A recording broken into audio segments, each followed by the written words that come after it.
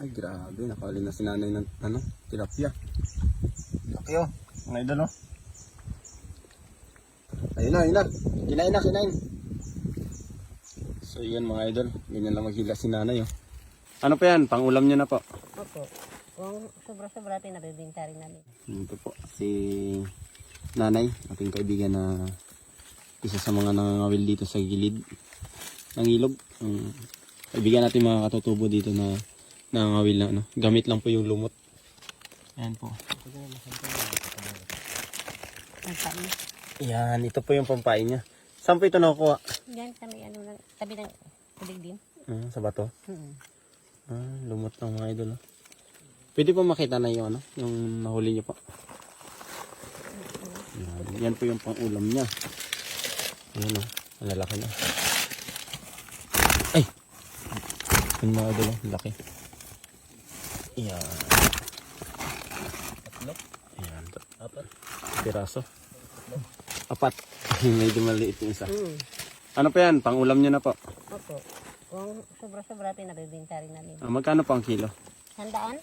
Wala na rin ang kilo. Grabe ah. Halos maghapon pa yan ang ano nyo dito. Oo. Mahaba pa yan yung ano nyo?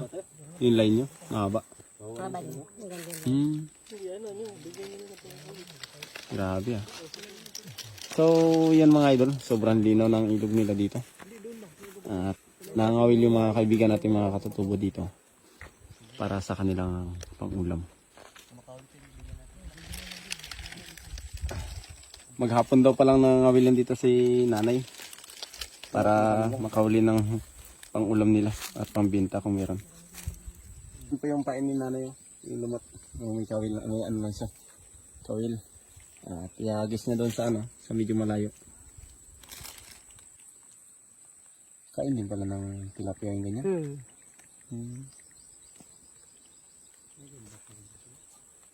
Wow, galing. Layo oh. Maghapon daw po yan halos mga idol yung kanyang pangawil dito sa gilid-gilid. So pag natumba na po ito, Ito ilayin din. ayan, gagalaw lang siya. Sabaw pahawakan. Grabe ah. Yung palayo naman yan doon, naman yan sa baba. Galing niya. Ay, dadalhin ng agos. So yan mga idol oh. Yan ang tilapia oh. Gutom na gutom. Yan po.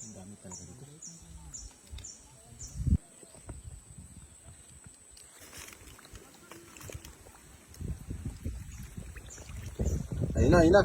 Kinain. So yun mga idol. Ganyan lang maghila si nanay oh. Wala na.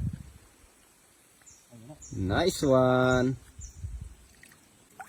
Ay grabe. Nakahuli na si nanay ng tilapia. Laki oh, mga idol oh. Ano pa yan ay? Pang ano na? Pang binta? Pang ulam? Ang ulam, pabinta. Grabe. Maghapon na pa yan ang gawa niyang ganito? Opo.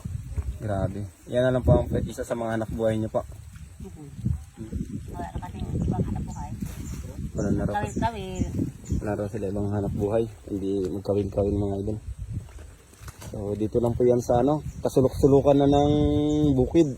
Dito na sa sulok ng Langugan mga idol. Grabe. Minsan nga sir, wala kaming mahuli. Uli na. Pag walang mahuli, uwi na. Minsan din rin sila kumakain ano? Oo. Ayaw rin Saka na. lang kasi sa pagpipahit. Okay. So yun mga idol, binili natin ng to, siguro mga 1 kilo lang siguro itong 2 piraso na to. Wala nga siguro, or meron nga. Binili natin yung nanay ng 150. Yan, nangangawil pa siya oh. Minaywan pa siya pang ulam niya. Okay na po yun ay 150. Ay wala rin timbangan sir, baka malugi na kayo. Hindi, okay lang po. Basta kahit pa paano may mauwi ka ng pera, di ba? May pangulam ka pa. So yan mga idol, yan. Iwan natin dito si nanay. May nangangawil pa siya. Grabe. At fresh na fresh yung kanyang nahuling tilapia.